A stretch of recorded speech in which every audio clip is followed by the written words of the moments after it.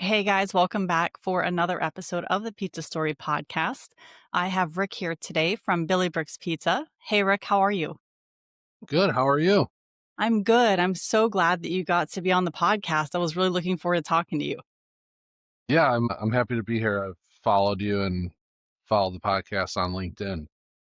Yeah, oh, So it's yeah, good to connect. that's awesome. LinkedIn. That's cool that you found it on there. Yeah, I spent a lot of time on there. Most of my personal or like professional social media use where it's not related directly to the brand or like, because I don't manage ours. I have someone who does that. If I'm putting something out, it's on through my LinkedIn. It's the most useful spot. Yeah, I like that platform. I am a big TikTok scroller and Instagram scroller of pizzas and sourdough, so I have a little bit of an obsession in that area right now. Yeah, I go through there and I save a lot of stuff, like Yeah. when I'm doom scrolling, but I don't contribute a whole lot personally to it because I'm saving stuff and then I send it off to the team and go, hey, look at this. This looks cool. Like we should do something like this, or you know, it's essentially an R&D hub, but I'm all taker, no giver when it comes to those platforms at this point. You're just consuming.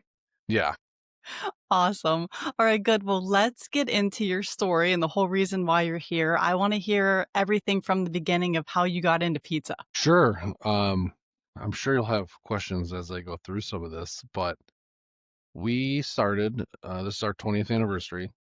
We started 20 years ago now. My parents came to visit me on a family vacation out in California and had our first taste of wood-fired pizza out there in San Diego and just fell in love with the entire experience from the flavor, the aroma, the quickness, how fast you could get one of those pizzas and the quality. And being from Chicago, which has its, own unique style of pizzas here, we never had anything like that. So, I just enjoyed the meal, whereas Bill got it in his head that he wanted to bring this to Chicago and open up a place just like it here.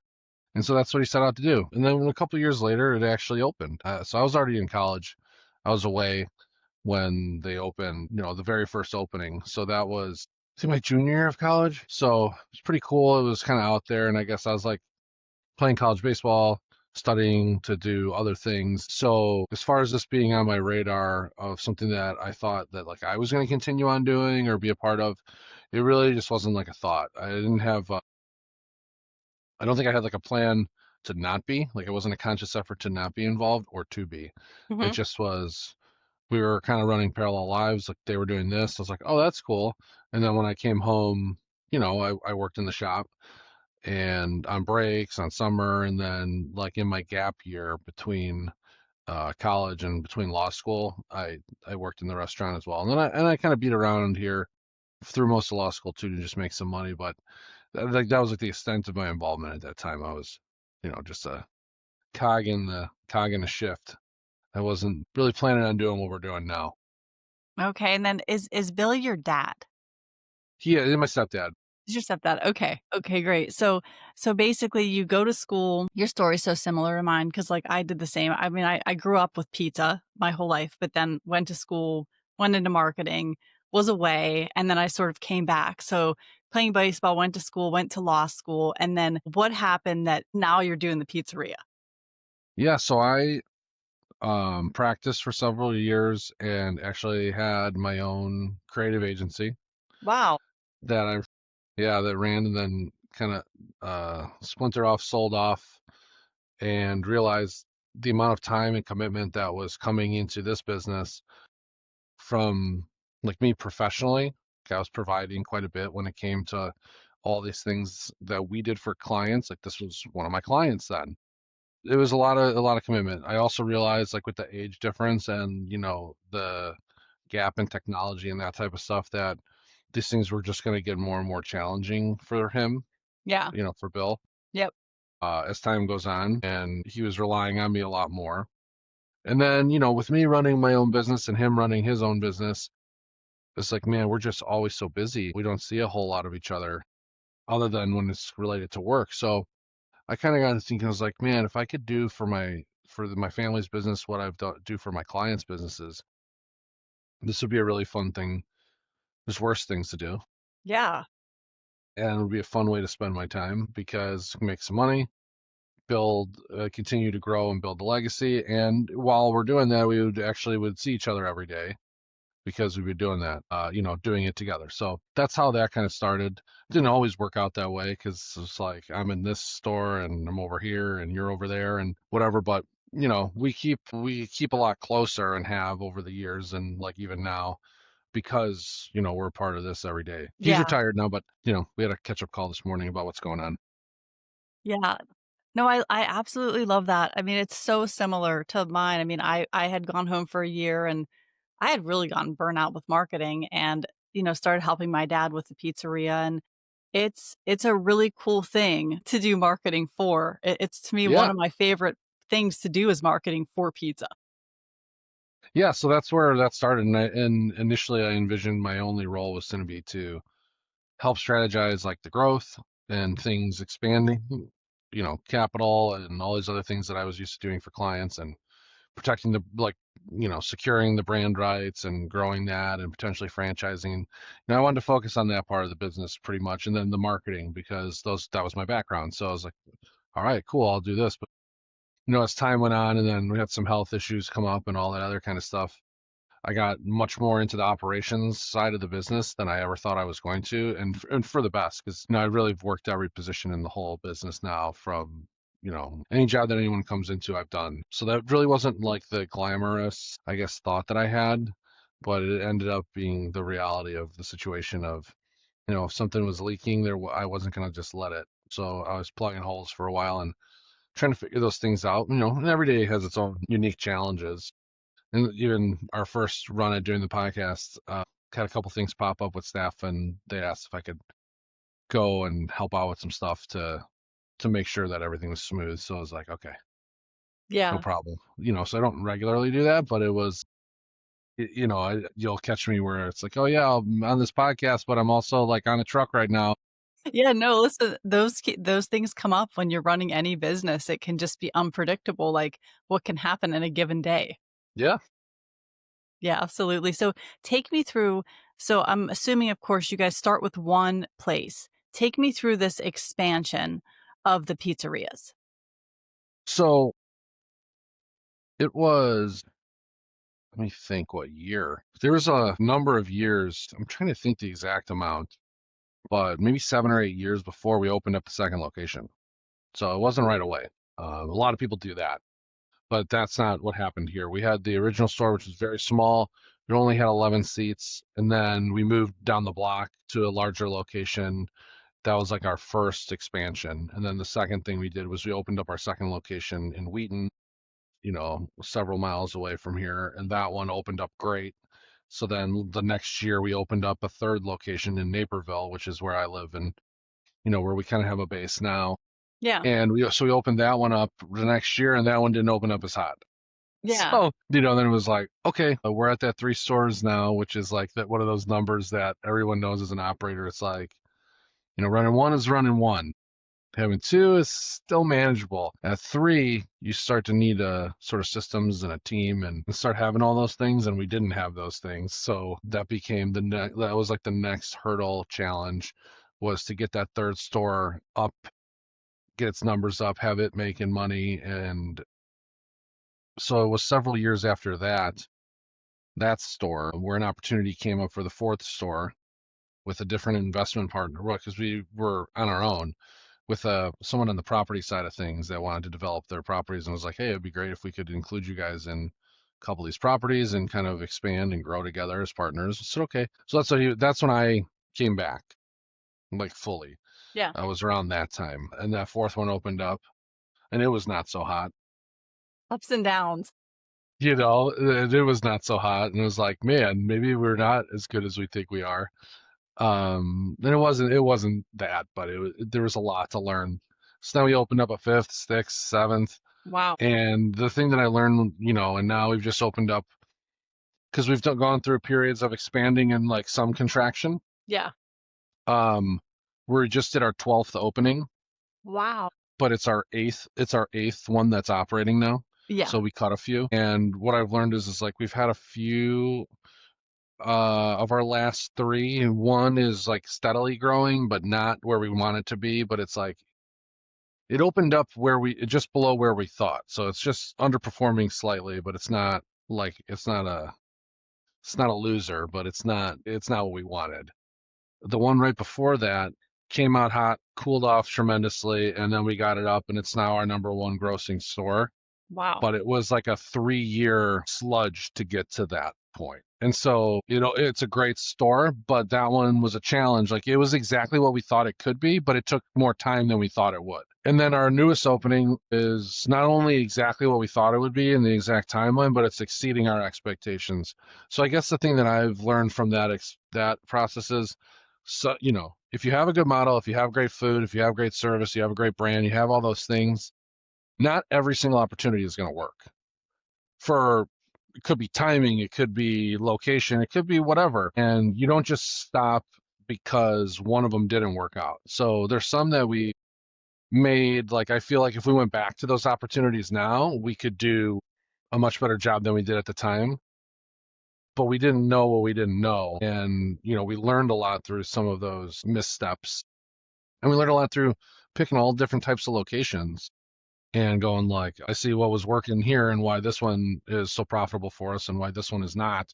And so now I feel like we're in a position where we truly have the data and the experience to understand fully what we have on our hands here and what our model really is, or what to expect if you do different types of things. But so yeah, that's really how the expansion went, and that was over, yeah, a 20-year period now. And then in between there, sprinkling in there, some of the unit growth slowed because we started our trucks. We started, this is in 2017, I think, the trucks. So right before COVID, so that was great to have those ready to go and already out and doing that. And so that was a really big move for us. And so we kind of slowed on the store growth side because we were adding another truck every year. And Yeah. every time we did that, it was basically multiplying our volume as if we were adding another location. So every year, as the season sort of snaps into gear, we go from being like a 7, 8 unit restaurant group to being like a 14 unit restaurant group overnight. And so, that is a hard thing to figure out and to coordinate logistically how you can double the size of your business overnight for the next 7 months. Yeah, you guys have an entire pizza enterprise going basically. Yeah. Wow, that's incredible. Now, what advice would you give to someone who has one pizzeria that wants to take it to the level where you guys are at or create multiple locations? Well, I guess it depends on how close they are to us, like model wise, versus how much they're doing something different. I can only speak to us because if you look at our menu, it's very differently constructed than a lot of other pizzerias in our space. A lot of them we see aren't even open for lunch, whereas lunch is a big focus for us, and we have a full sandwich and salad and pasta part of our menu, which a lot of people don't have to. If they don't have to and they don't need to, that I mean, they're even better for you to not have to do all those things. But that's always been a part of our DNA, is being like more of a cafe atmosphere and having people be here all day long. So catering is a really big part of our daytime business. And I don't know how many pizza shop operators want to do that or focus on that part of it, at least for those types of businesses. During the day, I say like our competition is the Potbellies and Paneras and those types of places during the day. Yeah. And then at night, our competition is completely different. So everybody's, I guess, wisdom now is that you should make it small menu, focus in on a few key items, just stay there and master those things, and all will be good. And I don't see that works very well for a long period of time. But if anybody who can make it work, that is like a dream. Yeah. But that's how I feel about it sometimes. Like that dream is a kind of a fantasy because you do have like we cater to families. And so when you have 4, 5, 6 people in a family, being able to make them all, like, we want a unanimous choosing of Billy Bricks for the meal because everybody knows they can get something within our brand. We're not doing stuff that's outside or wild, like, and by the way, we do this like sea urchin meal because just this one person. No, no, no. Yeah. Everything, it makes sense, but we want to be known for, like, we're not the pizza place where like, oh, okay, I guess I can just get a salad because that's what I eat. It's not great, but I can get one. Like, we want to be known, like, this is our favorite pizza place, but also like mom loves to come here. Johnny loves to come here because they have the best chopped chicken salad. Yeah. So anything we do, we try to do it to that degree and not just make it an afterthought, which is really a big challenge when you have such a big menu.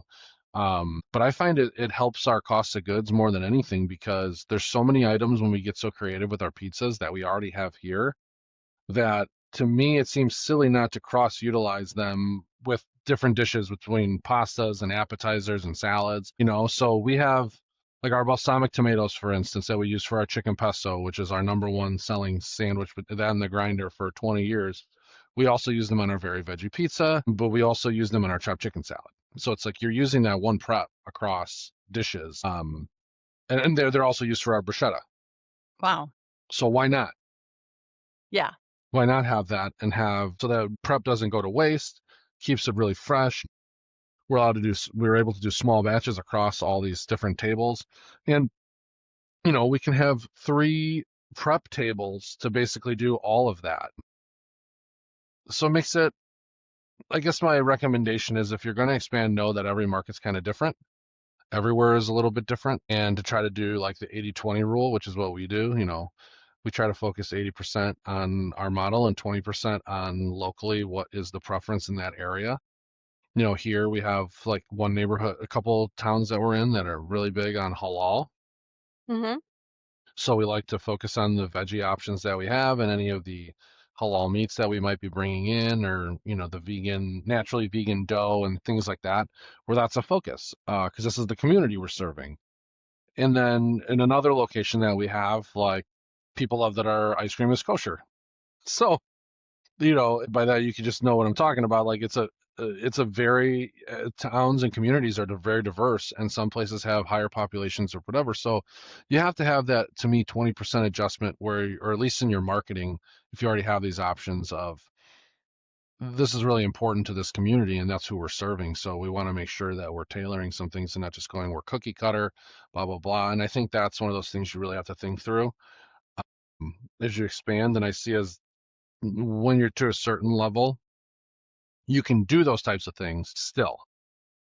I don't know if you could do it at a grand scale because it doesn't seem like anyone does. So there must be a reason for that, or maybe not a good one, but that would be my one. And the second thing is really understanding your numbers and your plan for growth. I have a friend who's growing his concept really fast, like a lot faster than us, but he opened up much later than we started, but his model is totally different.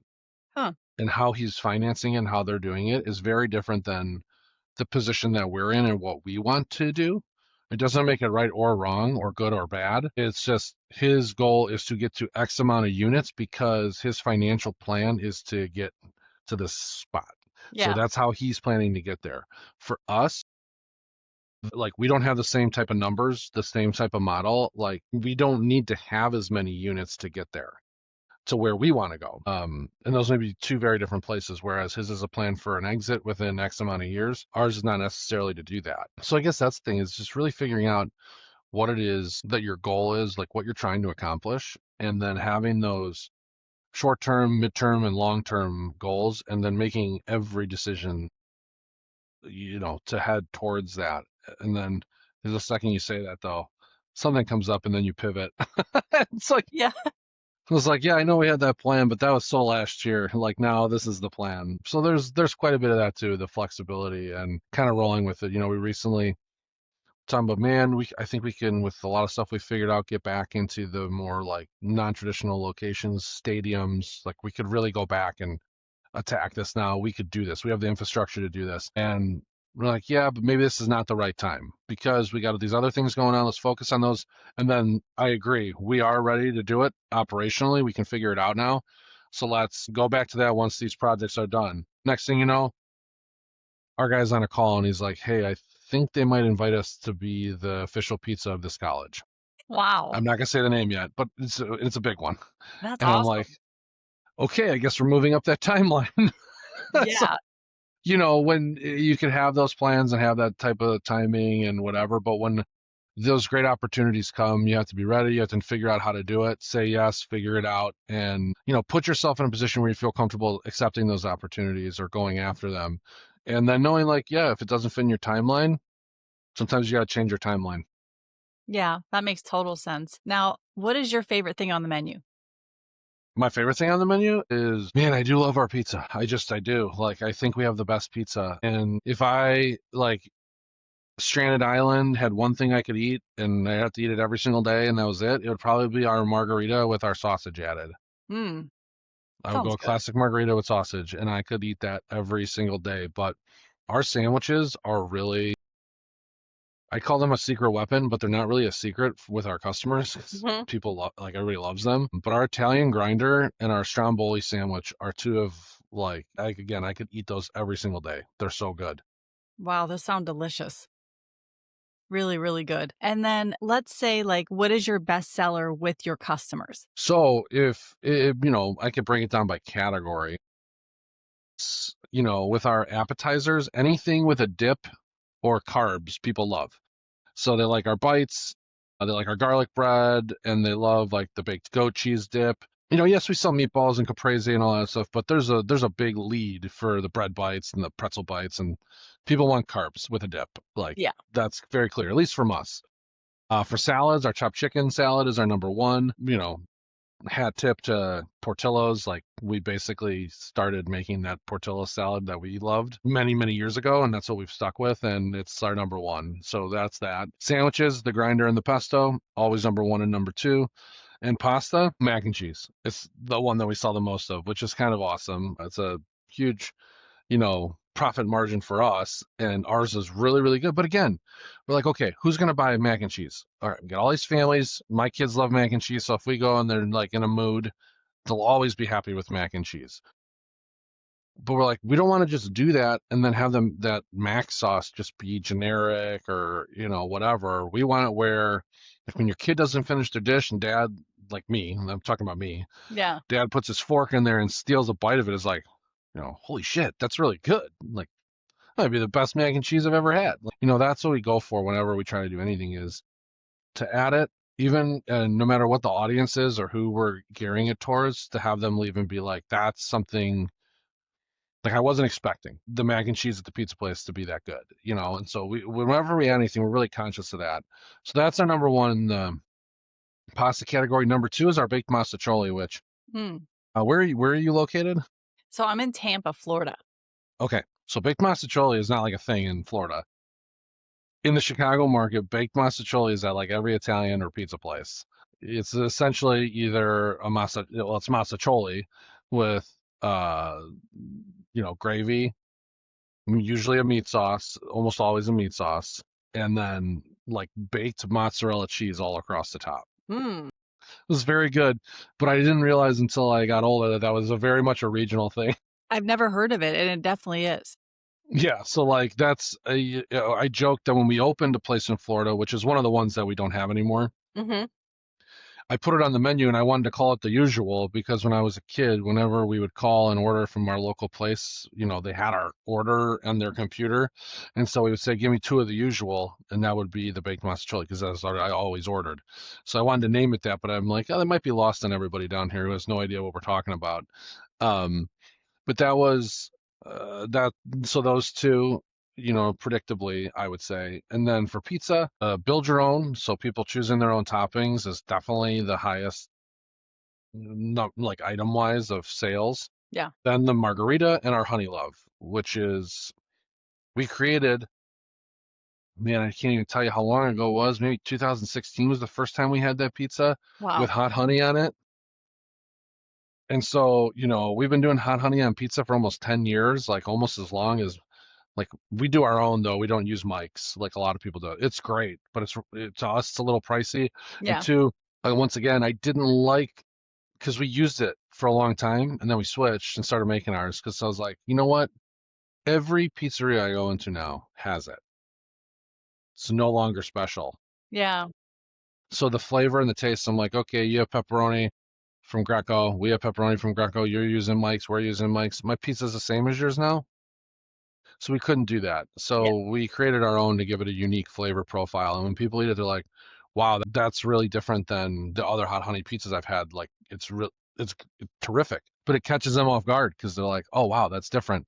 And I would say the sales prove that the difference is a needle mover because It is our second highest selling pizza. And when we have the trucks out, I would say it's probably number one. You Wow. know, we do events, people are like, ooh, honey love, honey love, honey love. I mean, yesterday we did an event, the one I went to is like 125 people, and I'm pretty sure 40 of those were honey loves. Wow. Well, Out it's a of a good name. 14, yeah, out of a four. That's the other thing too. We've gotten a little cuter with our names of things, and those help move. You know, right now our two seasonal specials are the Balboa pizza, which is our version of a Philly cheesesteak pizza Hmm. with our Chicago style Italian beef instead of like the Philly cheesesteak. But we do it with the mac sauce and the hot peppers and all that. And then we have the Cluck Norris, which is our chicken bacon honey sriracha pizza. Nice. That's Yeah, so cool. I like yeah, the so we like to get Balboa. creative. Yeah, it's cool. It's cool. That's cool. It's my favorite movie, Rocky. I mean, you gotta love it. Yeah. It's a I had two classic. turtles. I had two turtles in college. I'll give you a guess what their names were. Well, I already know. It's from the Rocky movie. Yeah, Yep. Tough and Link. Yep. Exactly. Oh, that's awesome. Yeah. Funny enough, I watched it growing up with my dad. Our whole family watched it, but like sometimes I'll be like with my husband, Rocky Marathon, watch all the Rocky movies. What's your favorite one? First one. First one? Yeah, I love the first one. I thought you were gonna be controversial. I thought you were gonna go with Rocky Five. No, no. For the classic to me is the first one. It is. After that though, I do like Tommy Gunn, Yeah. but I like to be, kind of a rebel. I go with Rocky Five. I will not go with Godfather Three, but Rocky Five I thought was good. No, Godfather 1. That's for me, it's like the first Godfather is the best Godfather. We have a Godfather pizza as well. Oh, you do? Tell me what's on it. It's our spicy like vodka sauce, Mm. Italian sausage, and spinach. Oh, that sounds so good.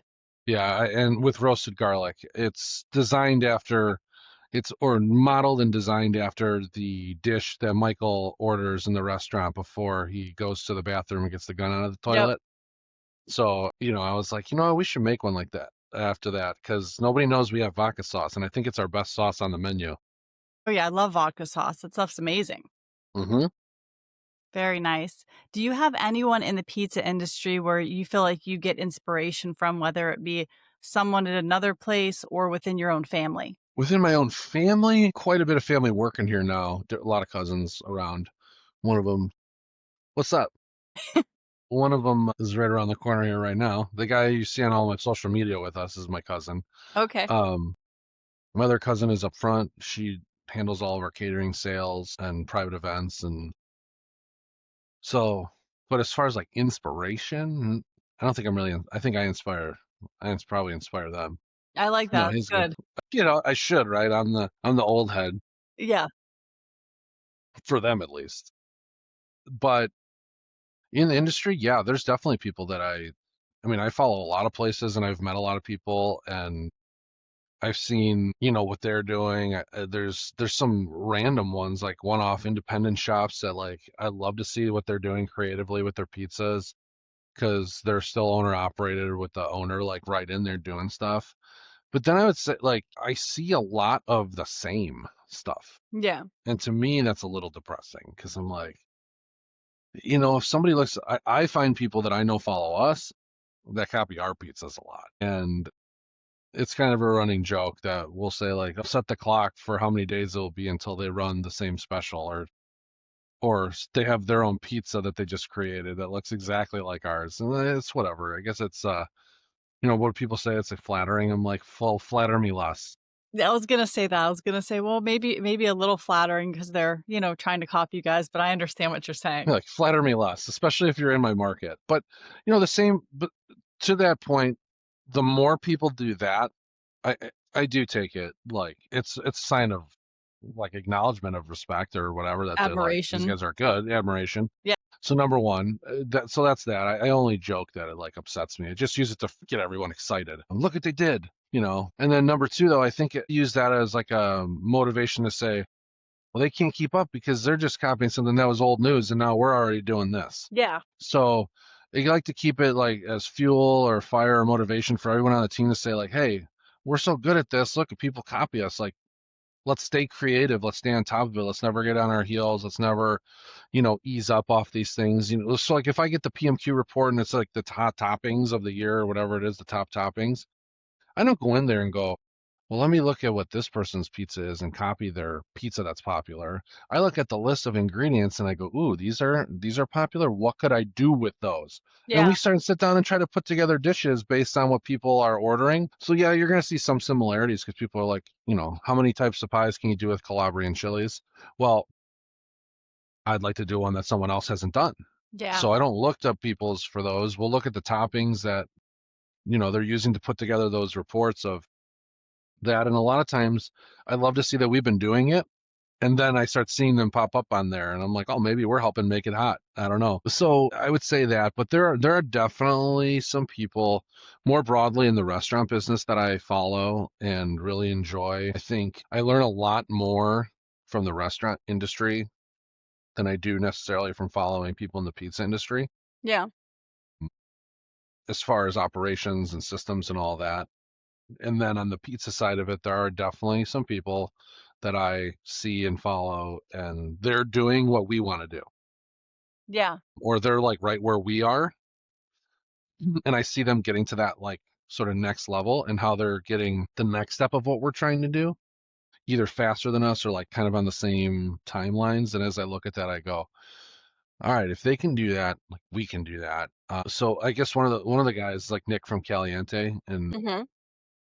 there's so many similarities and crossover, and I love following his stuff. He writes great articles. He puts out really good information, and you watch them growing and their dream just like exploding, and it's just really cool to see that. And then it's a family thing, so I'm like, okay, there's a lot of similarities here, and they're growing at a pretty reasonable clip and doing these things. And you could see like they were opening a bunch of stores and they kind of pivoted from that. And now they're doing these partnerships in the arenas. And it's like, okay, well, while you're opening those, you don't have to worry about these other things. You worry about this, and then you can go back to more locations or whatever else it is you want to do. So I watch him. They're a good one to watch. And then I met another Nick, um, uh, who's out in like the Syracuse area, who I consider a mostly digital friend still to this day because we've only met in person once. But we follow each other and share information now, like DMs back and forth about stuff. And he does such a good job and is such a sincere person that like if he ripped off my whole menu tomorrow, it wouldn't even bother me in the slightest because like not saying that he would have to or would, but Yeah. like he's one of those people like I would never care because what they're doing, like they've been around now. I think he was having his 10-year anniversary or 12 or something like that. But they have 3 stores and 3 trucks, or 2 trucks and a trailer. And so he's like a 50% of us, but it's the exact same model, very similar pizza. We both make Neapolitan and New Haven style, like wood fired in New Haven, 2 different styles of our sizes, and do that. And so there's so many similarities of what he and I are both doing. He and I are about the same age. We both have 3 kids. You know what I mean? Wow. So it's like he's truly, I consider like a contemporary with me, and I see so much of what I'm doing with him, and he's up there. So this is one of those people where I'm like, it's nice to know that there's somewhere I'm not like on an island. There's others. There's others. There are others. Yeah. And that's why I've tried to get more active with going to conferences, and I'll be at the Pizza Power Forum, and it's something that my father never did, I'm like, yeah, I don't know how much the value is there, like the time out of the shops and the money spent to go versus like what you actually get out of it. But I think the biggest part of it is you learning and you're meeting those types of people to be as a resource, to be friends, to know you're not alone, to it might just be to have a cocktail and talk shop. Like finally I have someone that I can vent to Yeah. because like they're dealing with the exact same thing. And normally we're like, the cheerleaders and rah, rah, rah, everything's great. Or you try to do that. And so it's nice to finally just like let that down and be like, man, sometimes this sucks. Yeah. Yeah. No, 'cause you both understand how much hard work you put in and the Yeah. problems And, that you deal with. and I think it's also funny to like, people can follow each other and their stories so easily now with like social media. Yeah. And then to talk and be like, oh, yeah. I mean, that video, like, which got, oh, it got a million views, and that was, it looked like the most fun day ever. And someone's like, that was hell. And so when you know, like, the reality of like what you're putting out there versus what's on there, you're like, oh, you guys must be killing it. They're like, yeah, that location sucks. That's why you see so many videos about it because we're trying to get people to go, you know? So it's Yeah. like, there's a bit of that where, you're not like misleading or not like telling the truth about stuff, but you're keeping optimistic and you don't want to tell people, oh man, this one really, really hurting there. Please come on. Like, yeah, I guess that could work as a last ditch effort, but most of us want to just stay positive and get people to come for the right reasons, not just because they like feel sorry or something. Yeah. So it's always like positive. You're always showing that stuff. So when we do give a glimpse of like we recently just did a video and I got a ton of views where it was like, I'm coming in like whistling and sipping a diet soda, like about to have a great day. And it was like, what he didn't know was that like basically everything was about to go to shit. Oh god. It didn't actually happen in that day, but it was, you know, a reflection of true life events at some point where you walk in and you're like, oh man, today's going to be a great day. Yeah, life had other plans. It was not a great day. Cooler breaks, the water main explodes. Correct. We have had those days, right? Like, the AC's down. Has anyone changed the filter in the last 8 months? Yeah, right? Like little stuff, that's that. And I would say the other main thing that I talk about with my one buddy who's really expanding fast in a different type of a restaurant, not pizza, Mhm. that he's found the most challenge with and most of his time, like, in stress that I've sort of eliminated on my side was having a facilities manager. If you have more spaces, like having the people and the vendors or someone in house or whatever you can afford and figure out that maintains your stuff is hugely important. You can't really rely on your staff. They're not HVAC technicians. They're not like our guys will figure out as much as they possibly can. And over time, because they're always working with things, they like kind of figure things out. Yeah. But it's, they don't know how to fix a compressor, most people on like a pizza prep table. So most disasters can be avoided by upkeep and maintenance and cleanings and doing that regularly.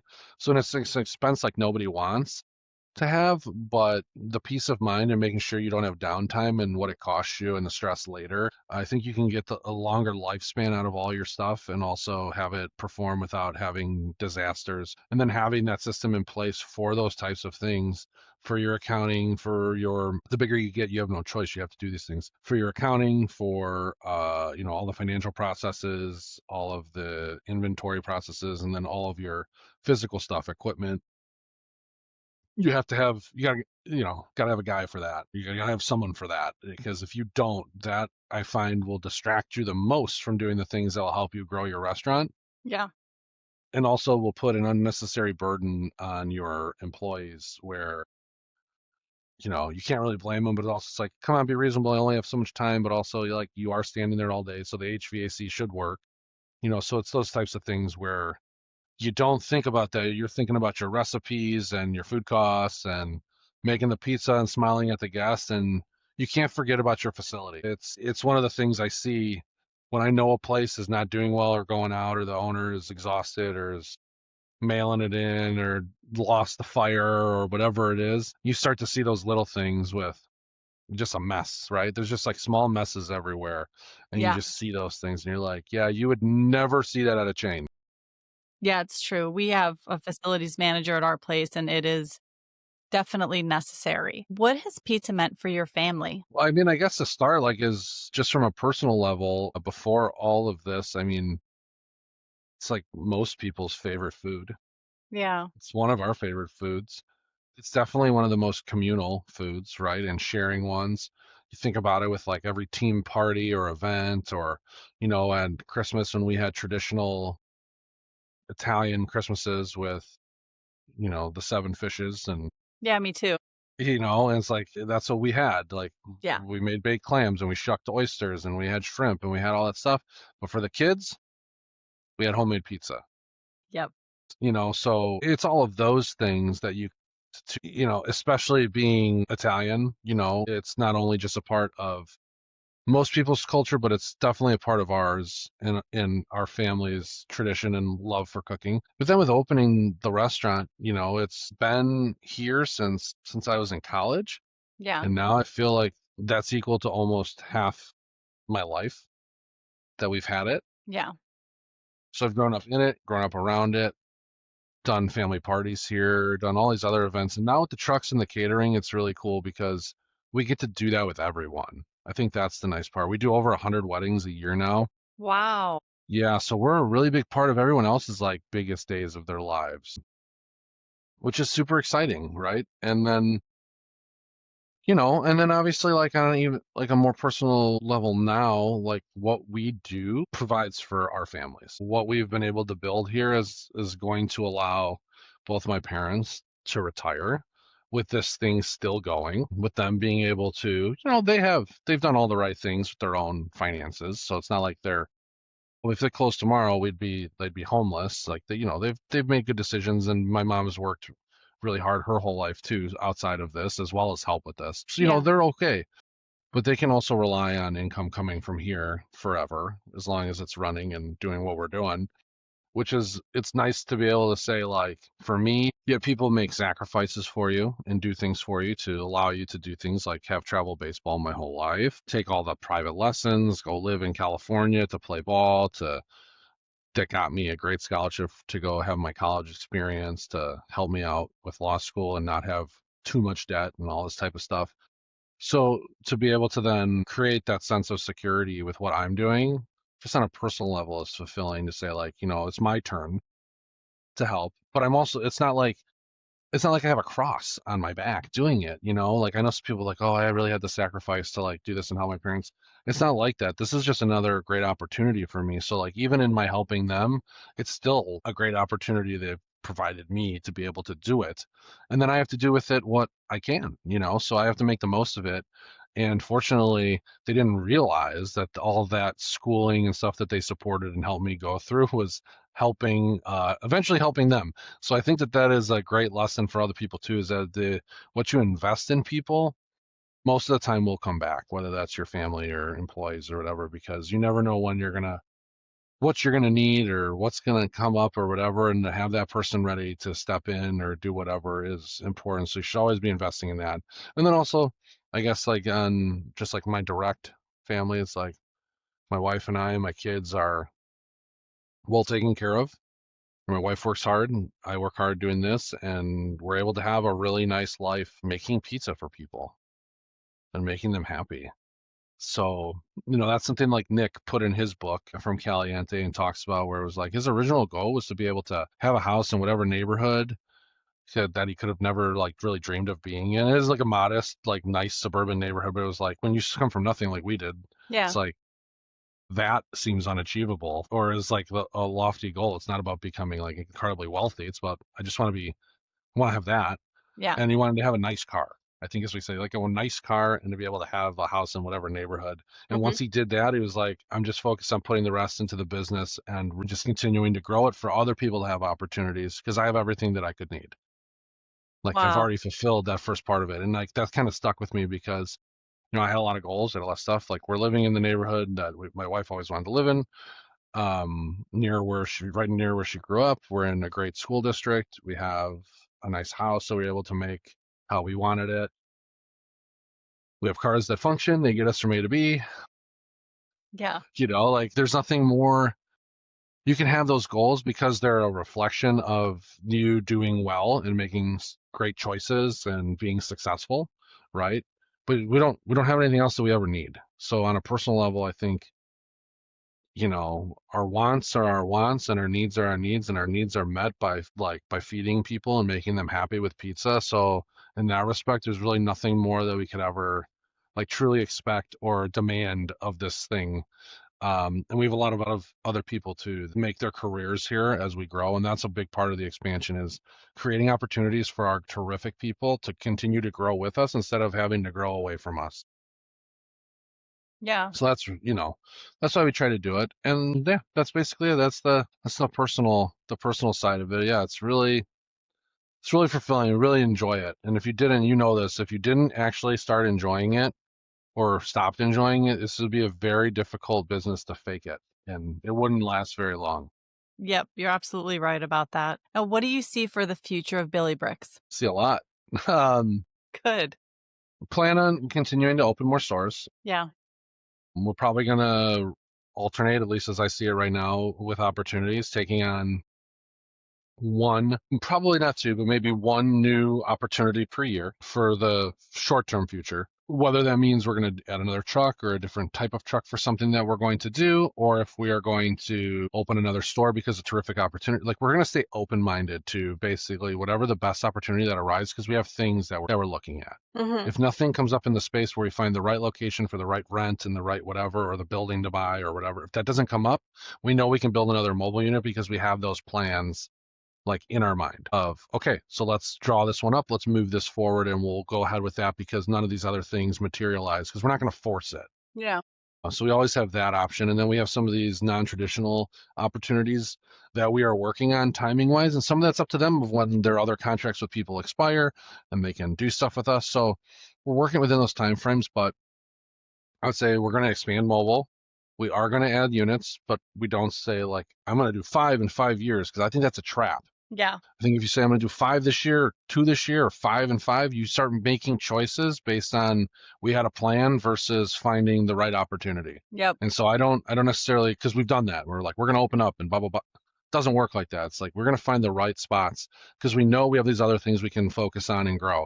So it's shoring up all of our stuff, making sure they're optimized and making the profits there are what they should be. Because you don't want to, if you got one already and it's not making money, like let's get that one on the right track before we start worrying about this. Yeah. Adding mobile, expanding our dessert and ice cream line. More to come on that. I'll let you know when I have hopefully an announcement to make Yes. somewhat in the Okay. near future, but we got some exciting news coming there. So growing that part of our brand where the Billy Bricks pizza and ice cream really becomes the focus, especially as we go in other markets like Florida, like in the South, where ice cream is popular all year round. I think for potentially selling new franchises in the future, that part of it and that revenue that comes from that and how we can do that is going to be a big part of what can sell it between mobile and those. So that's, I hope I answered that. Yeah. No, a lot of good plans. I love it. It's great. So, if somebody wants to find you guys, what's the easiest way to find you? So if you want to find me, just type in my name. You can find me anywhere, Ric Gruber. Or Yep. Pizza Ric, you'll find me. For Billy Bricks, you just type in Billy Bricks, and we are everywhere. Billy Bricks HQ is our handle on like everything. It's also our website, and from there you can find our mobile stuff because you can click book a truck or find out more about trucks, and it will take you to the Billy Bricks on Wheels stuff, Mujo's on Wheels, Mujo's ice cream, and like you'll find all of it. So the main hub, which is why we have the HQ, is the Billy Bricks HQ. If you go there, it will lead you in the right direction to find, hopefully, if our navigation and everything is set up for the user experience we're going for, should be fairly easy for you to find what you're looking for, and also very easy to get a hold of us on social media. I might not be posting all the stuff, but I do see all the messages. So, you'll likely get a response from me or from Sam or somebody else. But if it's directed at me, I will generally answer Yeah, because I can yeah, attest personally that if you message, you get Rick, and he came on the podcast, so that worked out great for me.